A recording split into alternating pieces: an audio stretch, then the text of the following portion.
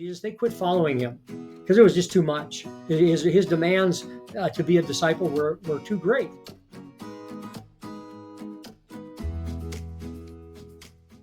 We study a little bit out of Luke chapter 12.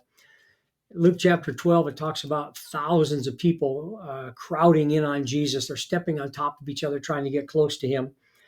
And so Jesus tells the followers of Jesus in the midst of possible persecution, don't be afraid of those who kill the body and after that have no more that they can do. But I'll warn you who to fear. Fear the one who after he's killed has authority to cast into hell. Yes, I tell you, fear him. And then Jesus says, are not 5 sparrows sold for 2 cents, and yet not one of them is forgotten before God? Indeed, the very hairs of your head are all numbered. Some of us have less hair than others. Do not fear. You're worth more than many sparrows. And so Jesus is saying, God has it. We just need to be faithful and stay faithful to him and let God be in control. That's our responsibility. And so then, but there's a little bit of there's a connection and a transition.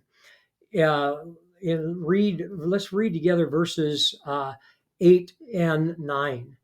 And I say to you, everyone who confesses me before men, the Son of Man will confess him also before the angels of God. But he who denies me before men will be denied before the angels of God. Here Jesus says if we confess him before men, he'll confess us before the angels of God. If we deny him, he'll deny us before the angels of God. It's what I would call one of many of the radical demands of Jesus. It's kind of, there's 2 little phrases: the radical demands of Jesus for reckless abandonment of our lives. In other words, the demands by Jesus are very radical. It is, we give up our life. We deny our own lives anymore. We don't want to live for ourselves. We want to live for Jesus. We want to be close to him. And so because of that, we practice reckless abandonment, which I've had people say, I do not understand reckless abandonment at all. Reckless abandonment means I'm not going to be in control of my life anymore. I'm going to let God be in control of my life, and I'm going to try to follow Jesus. And so that's that self-denial thing where we take up our cross and follow Jesus.